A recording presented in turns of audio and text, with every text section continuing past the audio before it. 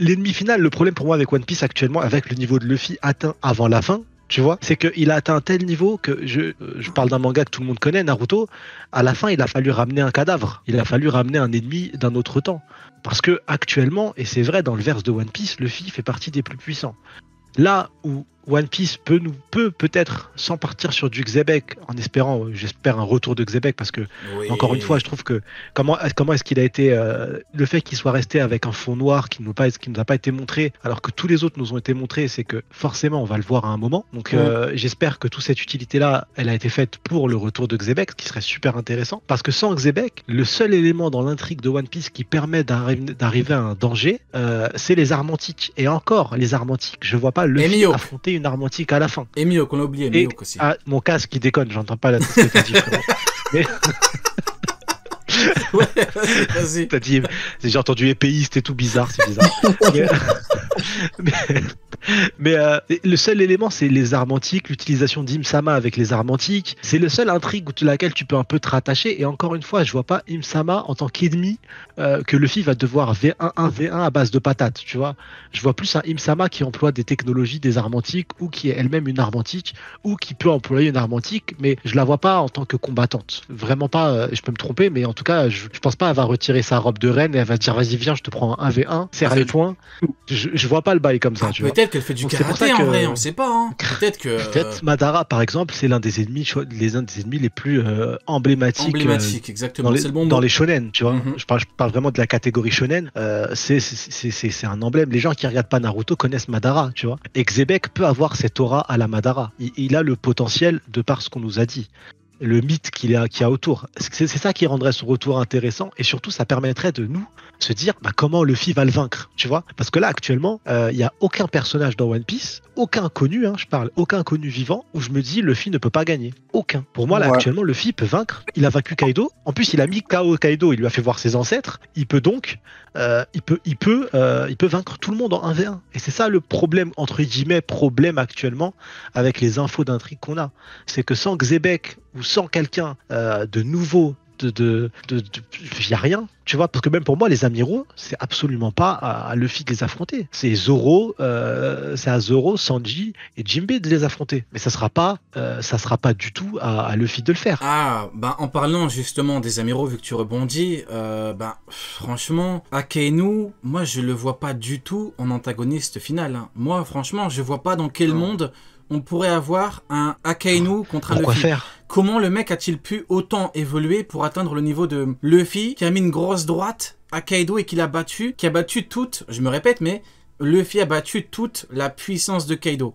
À la fin, il a envoyé une technique finale. Et Luffy l'a surpassé. Luffy a battu Kaido.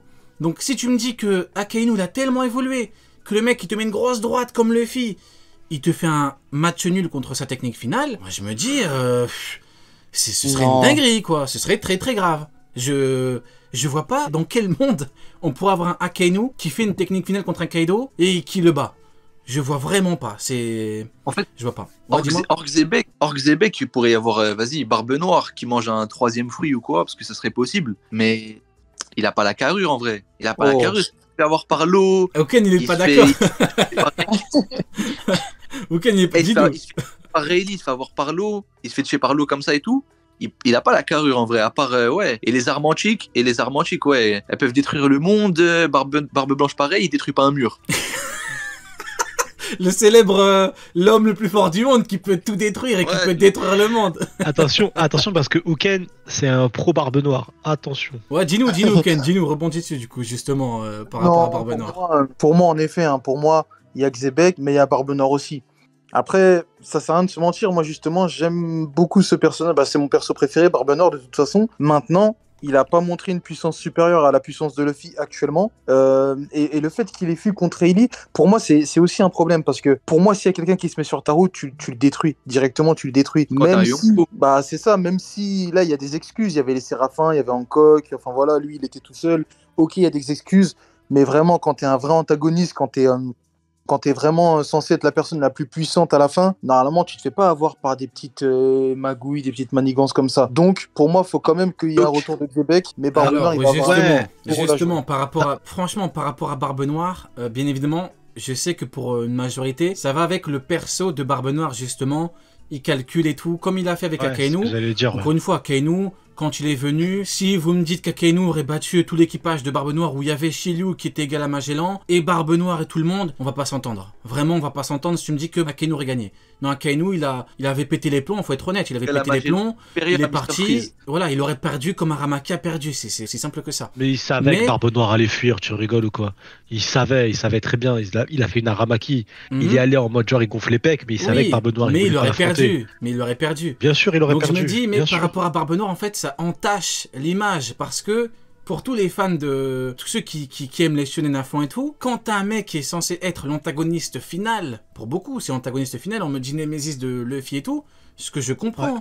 Mais ça entache l'image. Le fait que le mec parte quand Rayleigh lui dise de partir, ça entache l'image. Après, c'est le personnage dans le sens où, comme tu le disais, hein, moi aussi je pense que c'est vachement lié au personnage. Et je pense que Barbe Noire, le seul regret entre guillemets que j'ai avec ce personnage-là, je le trouve génial parce que c'est vraiment l'inverse de Luffy.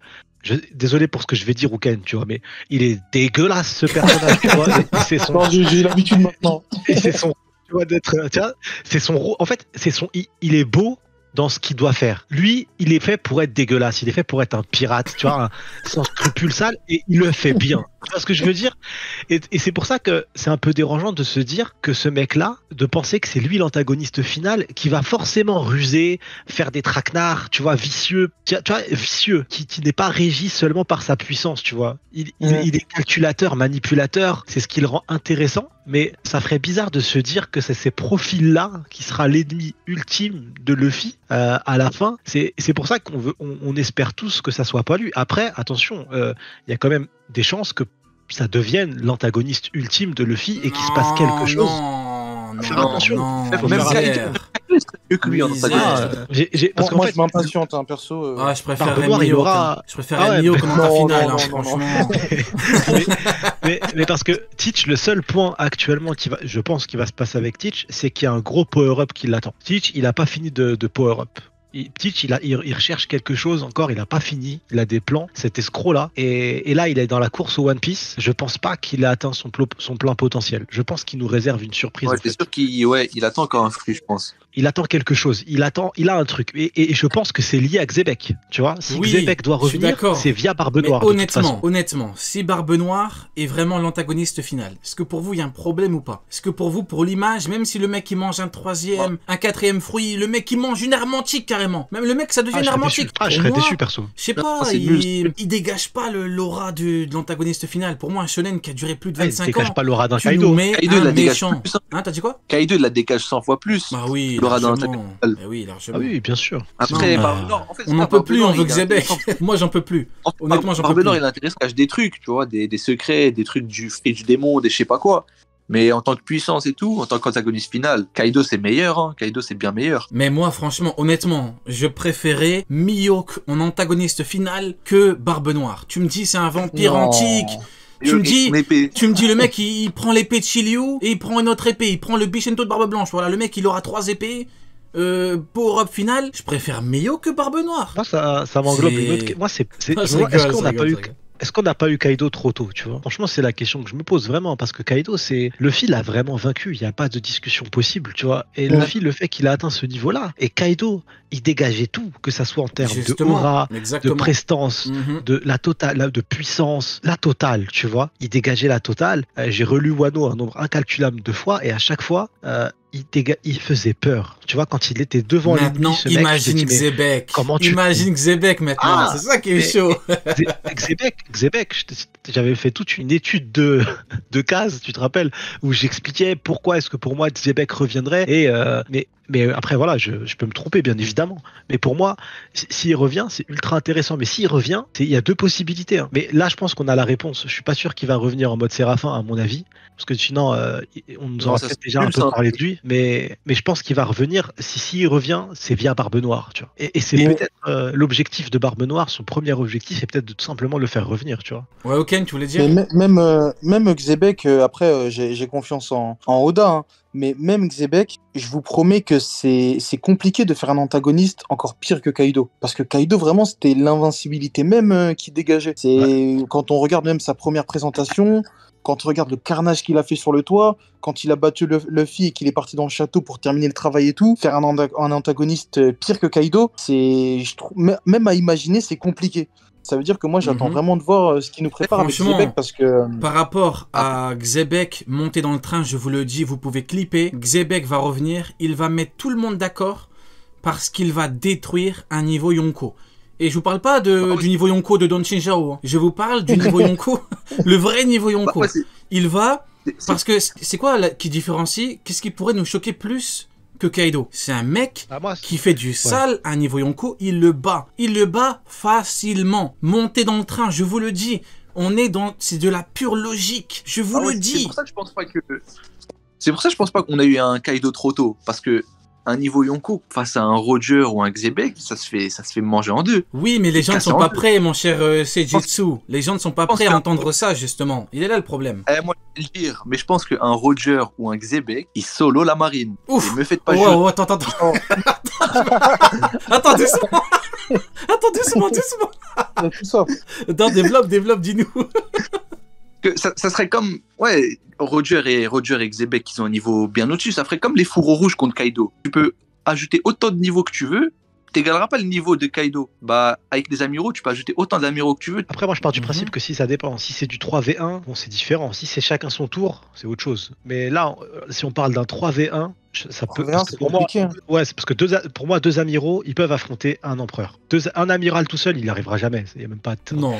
Deux amiraux, mais dis-toi, le roi des 2v1, ils peuvent... Tu vois, mais et je vais dire encore un truc, ils peuvent, et je vais mettre ils peuvent, et encore, il faut vraiment qu'ils se donnent tout. C'est un peu ce qu'on a eu en fait avec Shiki, tu vois. Shiki, ils ont tout donné les deux. Ils ont tout donné pour l'arrêter, alors que Shiki venait d'abord de annihiler entièrement une armée, tu vois. Il est sur une montagne de cadavres quand ils arrivent les deux. Les faits. Il avait déjà... C'est incroyable. Ça, c'est un Yonko, dis-toi. Ouais, c'est un Yonko. Donc c'est pour ça que 3 amiraux, du coup, tu vois, ça peut... Voilà, tu peux te rapprocher d'un combat équitable, quoi. Mais en fait, le 3... Les Yonko. Ouais, dis-nous. Contre les Yonko, 3 amiraux. Ouais, c'est ça, mais en fait, non, pas contre les Yonko, contre un Xebec ou un Roger. Mais les 3 amiraux, moi, ce qui me dérange, c'est en termes de puissance globale, pour moi, ça pourrait le faire contre un Roger. Mais c'est juste que quand t'es 3 personnes, ça fait quand même beaucoup contre une seule. Les gars, dites-vous que Shanks, avec un Haki des Rois, c'est ce que j'allais dire. C'est ce que j'allais dire. Il a éteint un amiral. Il a éteint un amiral sans être dans l'île. Alors dites-vous un Roger ou un Xebec, et il leur met un Haki des Rois à pleine puissance. Alors là, franchement, il faut que je rebondisse. Parce qu'effectivement, Shanks, il était loin. Aramaki, il était en forme de combat. Ce qui, a priori, sa forme finale de combat. Il s'est détransformé. C'est-à-dire que le mec, il était en forme de combat. Bah, le mec, c'est comme si, par exemple, on va prendre l'exemple de Mihawk. C'est comme si Mihawk, il avait l'épée. Bah, il lâchait son épée. C'est-à-dire que le mec, il ne pouvait plus combattre. Donc, effectivement, si tu mets 2 ou 3 amiraux devant un Roger ou un Xebec qui sont censés avoir des haki bien supérieurs aux haki de Shanks, c'est compliqué, c'est très compliqué. Pour moi, un Roger, il fait à Shanks ce que Shanks a fait à Aramaki. Attends, t'as dit quoi? J'ai pas entendu. T'as dit quoi? Pour moi, Roger. Ouais. Pour moi, Roger, il fait à Shanks ce que Shanks a fait à Aramaki. Non, faut pas. Ça fait mieux pas doser. Il faut pas doser. Mais il a pas tort. Ça veut dire qu'il peut faire ça à un Kaido aussi? Non, quand même pas. Et pour moi, si. Bah, dis-toi, regarde, Shanks, il peut faire ça à Beckman, tu penses? Parce qu'il a fait Aramaki à Beckman. Non, pour moi, il peut pas lui faire. C'est comme si tu me dis, Luffy, il peut faire ça à Zoro actuellement. Bah, Luffy, c'est pas encore sa spécialité, le haki. Mais quand ce sera sa spécialité, il le pourra assurer certainement pour moi. Bah, si, c'est sa spécialité, le haki des rois à Luffy. Non, mais genre, il est pas encore genre entraîné à fond et tout, tu vois. Genre, il le maîtrise pas comme il le maîtrise. Ouais. Bah, quand il le maîtrisera, bah, il pourra sûrement le faire. Ça veut dire que pour toi, par exemple, Roger, il peut faire ça à Rayleigh. Après, Rayleigh, c'est différent parce que spécialisé en haki, mais en vrai, pour moi, il peut le faire aussi, ouais. Bon, les gars, je vais mettre tout le monde d'accord. Shanks bat Mihawk qu'avec son haki de roi mental. Il le bat que, voilà, il lâche son épée, il en peut plus, il le supplie, s'il te plaît, arrête, je ne suis qu'un swordman, moi, je suis pas comme toi. Je suis pas un hakiman, c'est bon? Tout le monde est d'accord? Ouais, totalement. Okay. Voilà, ouais. La conclusion est parfaite. C'est le mec qui va allumer Mihawk. Une balle perdue pour rien. Non, il est là-bas. Non, mais... Il est en collant en train de s'entraîner à l'escrime et tu le times. Pour rebondir sur ce que tu as dit... Vas-y, ouais.